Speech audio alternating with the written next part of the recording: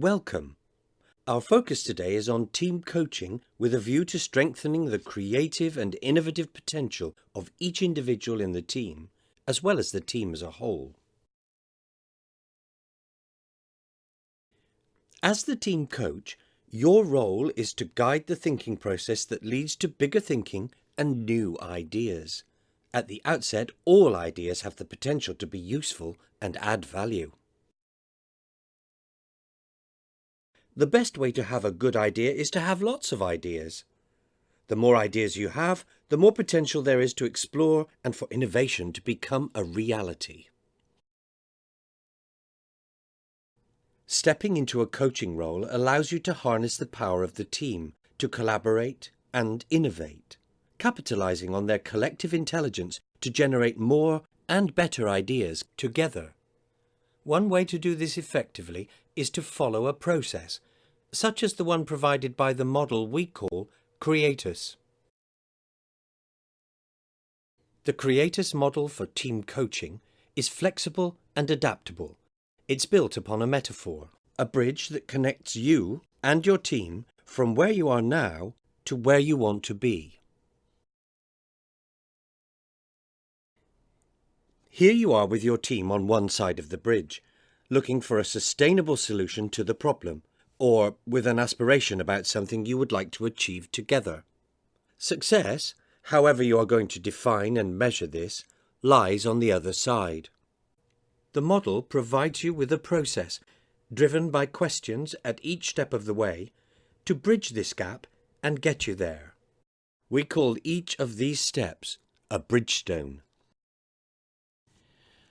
The 8 bridgestones are: agree operating guidelines, define the issue or aspiration, decide what you want to achieve, generate ideas with divergent thinking, the filter, feasibility assessment, action planning, closing the process and feedback. Let's take a look at each bridgestone in turn. Bridgestone 1 is about providing the framework for the whole session. It ensures there are guidelines on how you will all behave and interact with each other. It's also an opportunity to make sure everyone understands the reason for the session, as well as any logistical details. If executed properly, it allows you in the bridgestones that follow to focus on the what. Bridgestone 2 is about describing the current situation and what you are dealing with, so that you can all arrive at a common understanding of the issue or aspiration to be resolved. The picture you have in your mind may be very different to the picture someone else has in theirs. Without this common understanding, there could be misunderstandings further into the process. Bridgestone 3 defines the best and most sustainable outcome for all stakeholders. A stakeholder is any person or group, including you and your team, who is impacted by the current situation and can affect or be affected by the outcome.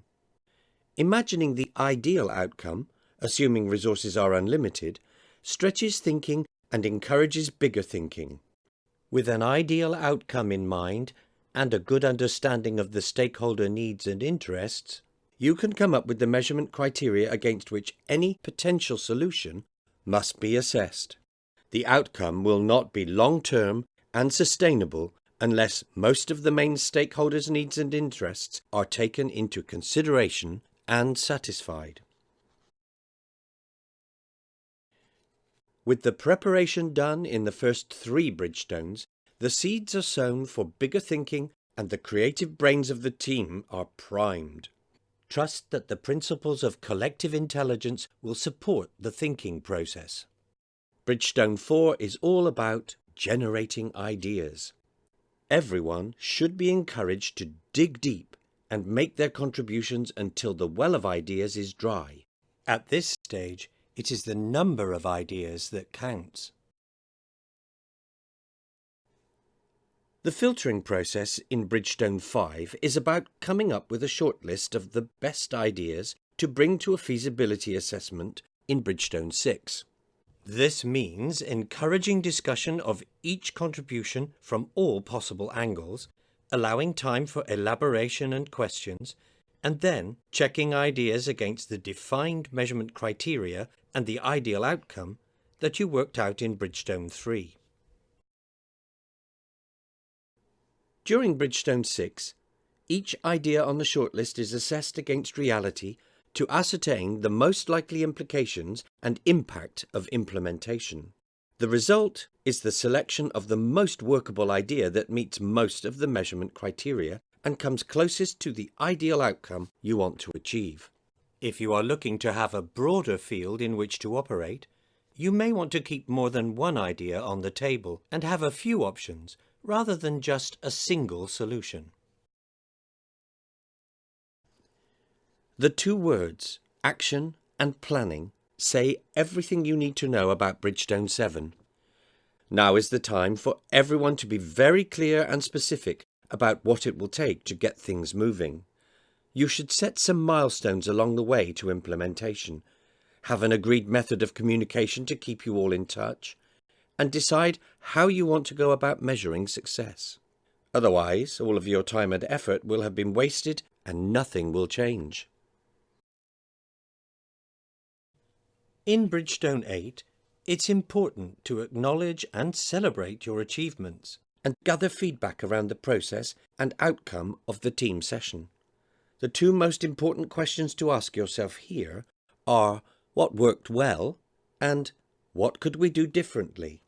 The answers and information you gather will serve as a future reference the next time you implement this approach. Are you new to team coaching but already having great coaching conversations with individuals, one person at a time? Then the Crea8s model is a great way to expand your coaching focus into a new context. Here is something important to remember though. The same coaching abilities that you need for a one-to-one coaching conversation are essential in team coaching too.